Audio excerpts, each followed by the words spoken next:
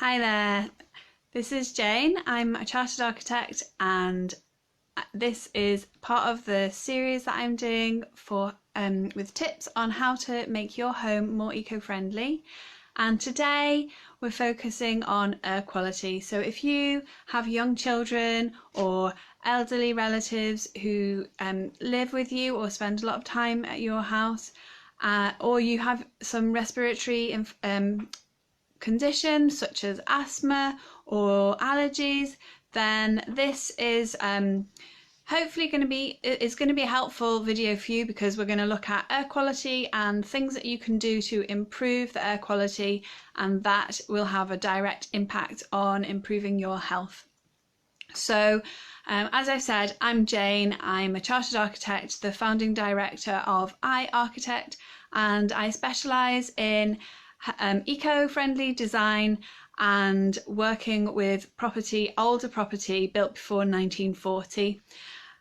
So if you have got any sort of health issues that you're concerned about, that you feel like better air quality in your home might help you, pop any comments or questions below and I'll come back to them. If you're watching the replay, please put #replay, and if you join me live, I'll happily answer questions while we go along. So the first real thing that can impact on air quality is mold. Mold is usually caused by condensation, or it's caused by leaks, so water getting in.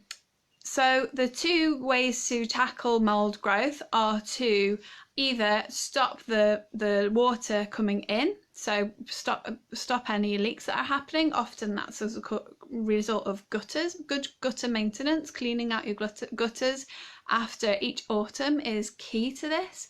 But a lot of people think that worry that most mold growth and damp on their walls is as a result of water coming in, but actually most commonly the condensation that's occurring is due to just your usual using the space, and it's from cooking and the moisture that creates. So if you boil a pan of pasta, there's a lot of moisture created by that.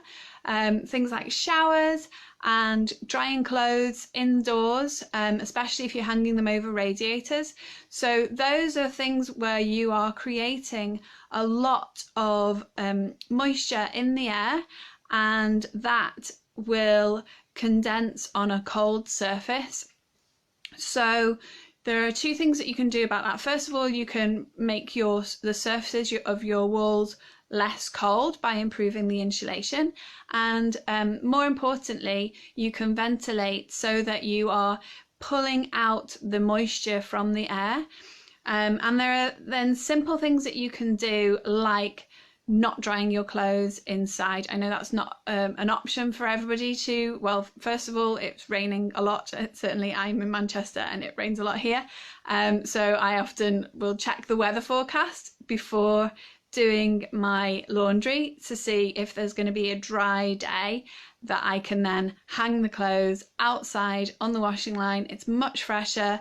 The action of the sunshine on the clothes also kills off bacteria and helps create more healthier and fresher clothes. They smell better, and then you're not creating so much moisture inside.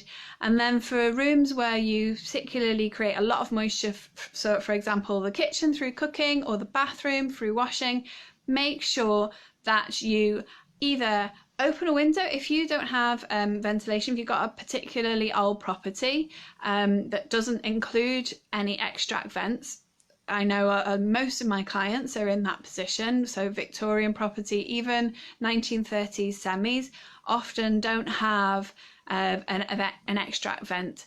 They might have air bricks, but often those have been blocked up at some point, so the ventilation from that is not there. So when you're having a shower, open the window and let all that moisture out. Try to do that in when you've not got the heating on, so you're not like letting all the hot air out as well, or you're not heating up outside air, but getting that wet air out, some extract, and then even better is to install an extract vent, and that will pull out any of that moisture laden air and help reduce condensation as a problem. So if you are experiencing condensation, mold growth in your property, pop comments below, any questions you've got. I'm happy to come back and answer questions.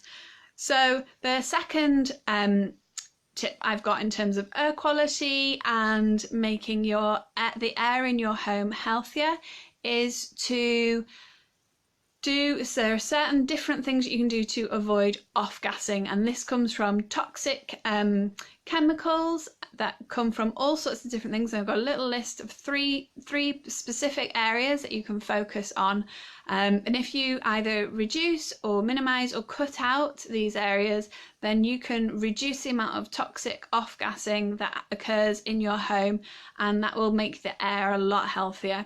So the first one is to reduce the amount of products that you use. So products, for example, I did my nails this morning, so nail varnish, perfume, all these sort of personal products, they can be really toxic. So if you either don't use them at all, or if you want to use them, then minimize the use of them, or sit outside and put your nail varnish on, or go somewhere else and put your nail varnish on, and don't do it at home.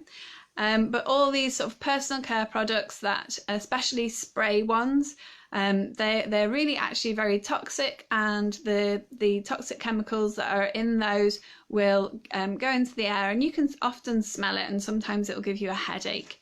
So avoid or minimize the use of those to help improve your air quality. Another thing is decoration. So decorative finishes, paints, floor finishes, carpet, vinyl, soft furnishings, curtains, rugs, cushions, even things like mattresses, bedding, all of these soft furnishings and decorative things, they can also create a lot of toxic off-gassing of chemicals. So the thing to do with that is to choose paints which are low VOC, water-based, and they're going to be a lot better for you. You can also go for sort of more clay-based paints, and paints that are made out of more natural materials that are going to have a less of a toxic off-gassing effect. Things like carpets and soft furnishings, go for materials that are more natural, so wools and cottons and linens, unbleached, and less toxic dyes used in them, more natural dyes, plant-based dyes. So these are all different ways that you can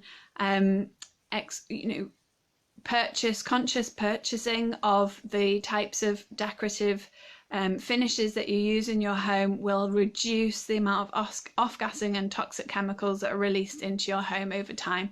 And then finally, what you can do to reduce that is to buy secondhand, so that all of the toxic off-gassed chemicals have occurred somewhere else, in somebody else's home or wherever, and you have got them once they are much less toxic, and you can wash them in some sort of gentle, kind of more eco-friendly washing liquid or washing powder, and line dry them and get them nice and clean, and not have to suffer the toxic element of new finishes.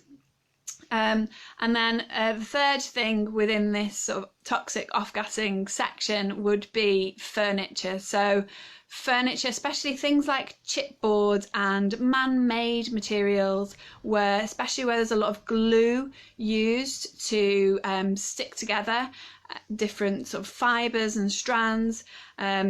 So you can choose more eco-friendly and less toxic versions of those. So look for low or no formaldehyde glues. So for example, MDFs and plywoods, chipboards, OSB, oriented strand boards, all of these different man-made products are usually there is an eco-friendly aspect to them, because they are often using waste bits of timber that otherwise wouldn't really have a use.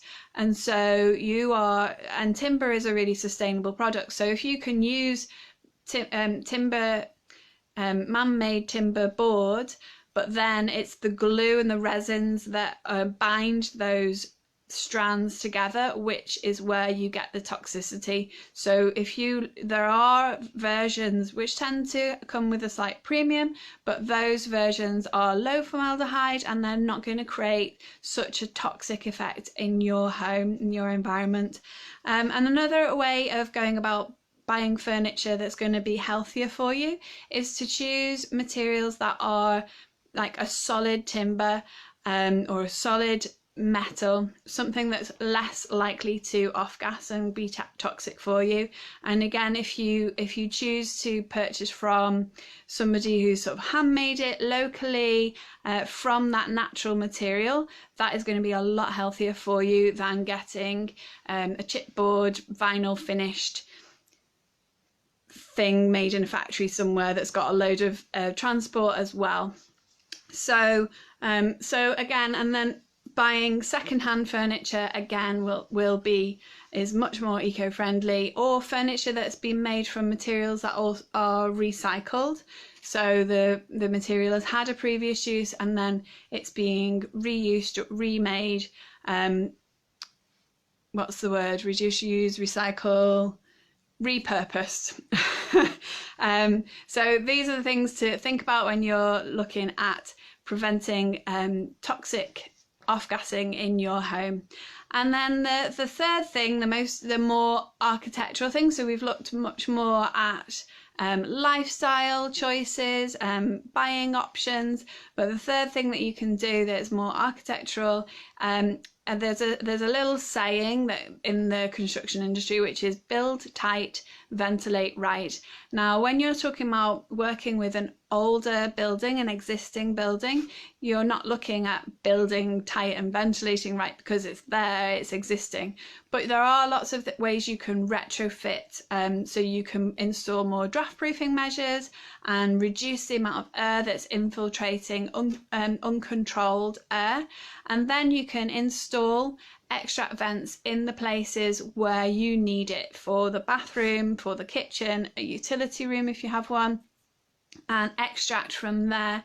A craft room, perhaps, if you do a lot of crafts and you use a lot of like spray glues or anything like that, which is also, or spray paints or any sort of paints, they can be quite toxic as well. So a craft room might be a good place to install good extract. Also a beauty room, if you're really into your makeup and you want to use all sorts of hairsprays and nail varnishes and so on, then again that may be a good place to have an additional extract, and also some way of making sure you can get nice fresh air coming into those spaces. And that's where you're looking at more architectural solutions. So it may be fitting an extract vent, it may be a complete system, mechanical extract ventilation system. There's not much point for most older property in doing that without having done most of the other measures where you are looking at sealing up drafts and those sorts of things, because they're just not very efficient. If you've got uncontrolled leaking air coming into your home, then fitting an expensive ventilation system is not going to help you a huge amount. So yes, you can do it, you can retrofit those sorts of things, but there's a lot of work that needs to go into doing that. So that's kind of, I would recommend looking at alternative options first, with those sort of bigger, more expensive, more complex solutions being more of a secondary option, where you've got more money, a bigger budget to spend, and you want to do a much more comprehensive, holistic refurbishment and retrofit of your home, and you're happy to go through the pain and the dust of dealing with all of that. So I hope that these tips have been helpful.